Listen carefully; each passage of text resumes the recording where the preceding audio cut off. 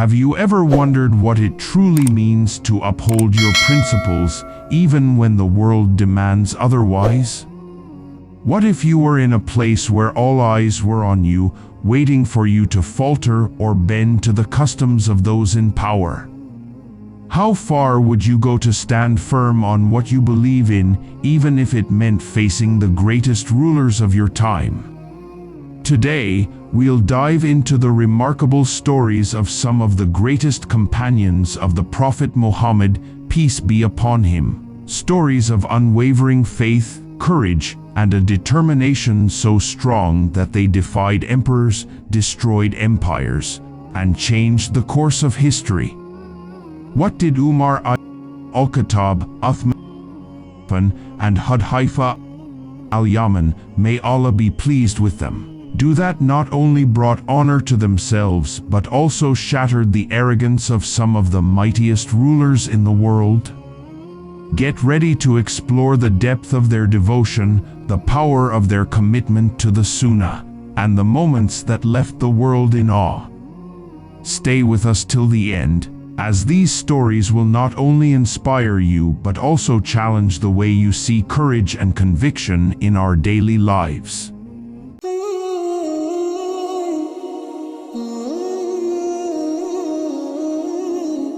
My dear brother and sister, once, Farooq-e-Azam Umar al-Khattab, may Allah be pleased with him, moved to a house far from Masjid Nabawi. Due to the distance, it became difficult to attend the mosque daily.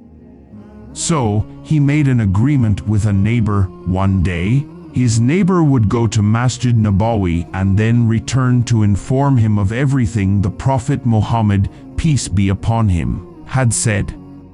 The next day, Farooq-e-Azam would go and do the same.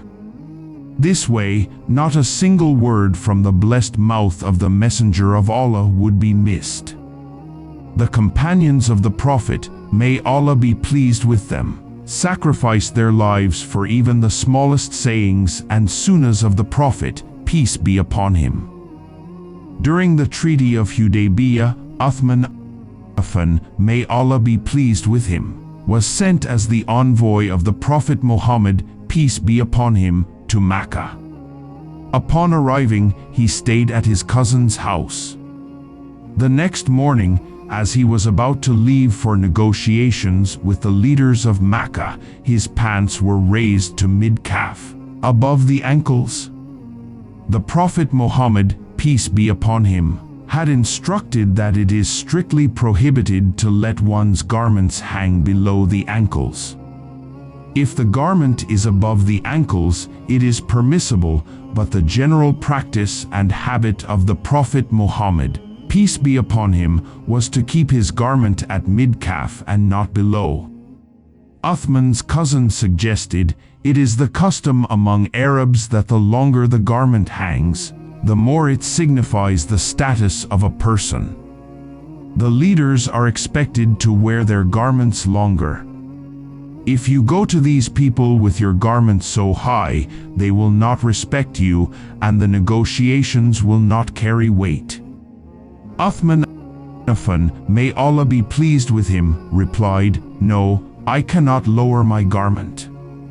My master, the Prophet Muhammad, peace be upon him, wears his garment like this. Whether these people respect me or despise me, whether they honor me or humiliate me, I do not care. I have seen the garment of the Prophet, peace be upon him, and it shall remain like that for me.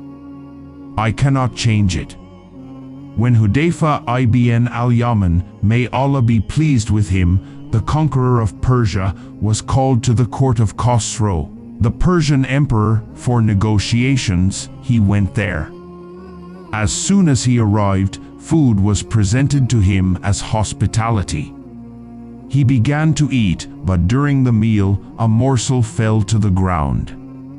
The Prophet Muhammad, peace be upon him, had taught that if a morsel falls to the ground, do not waste it, for it is Allah's provision, and we do not know which part of the provision carries the most blessing.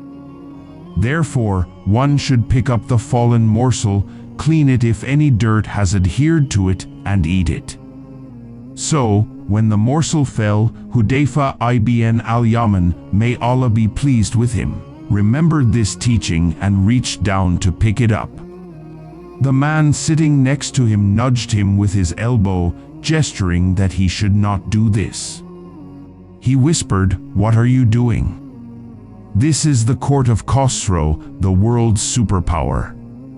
If you pick up a morsel from the ground and eat it here, they will think less of you, considering you a gluttonous person. This is not the place to pick up and eat a fallen morsel. Let it go today."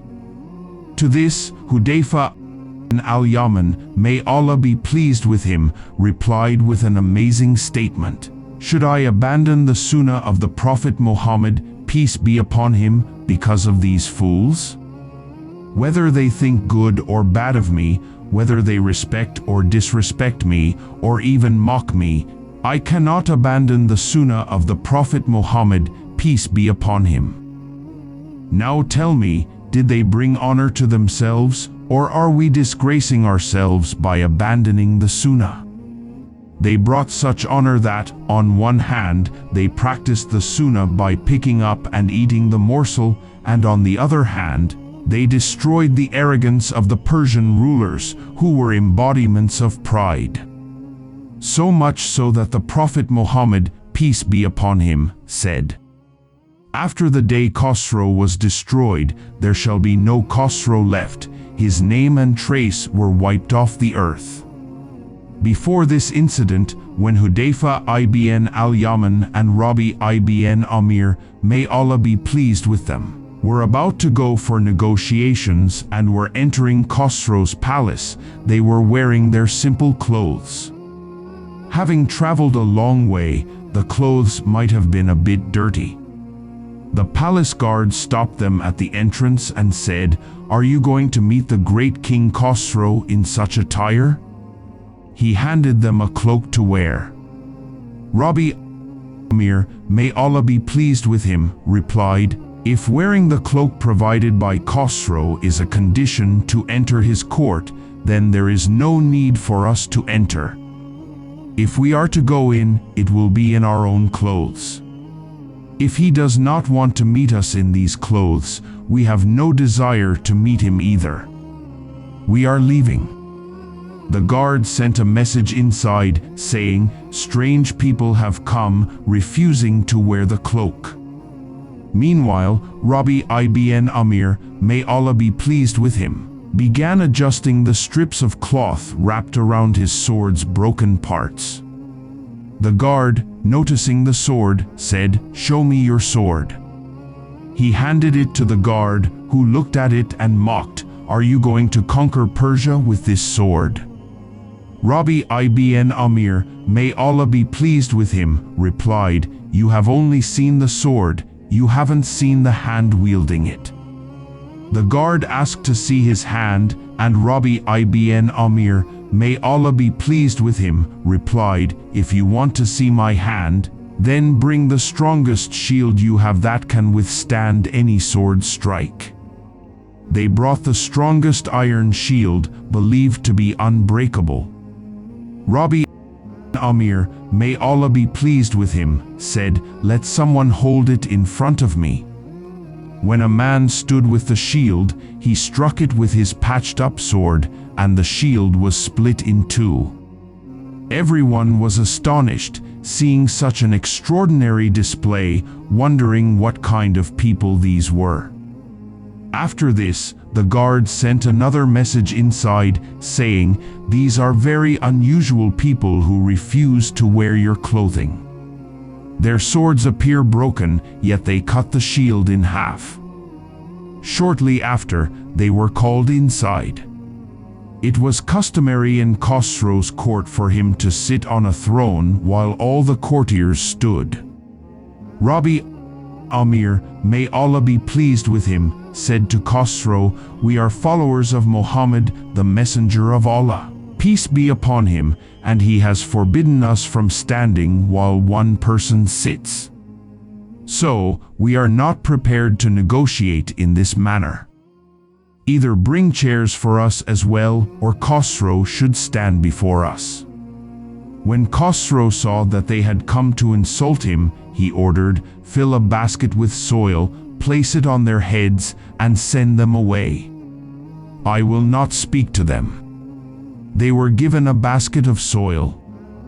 As they were leaving the court, Rabi ibn Amir, may Allah be pleased with him, said, "O Khosrow, remember, you have handed over the soil of Iran to us."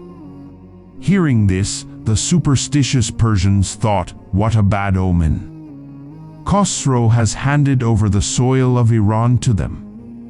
Immediately, Khosrow sent a man to retrieve the basket, but Rabi ibn Amir, may Allah be pleased with him, was already gone, successfully taking the soil with him. It was destined that the soil of Iran would be in the hands of those with the patched swords.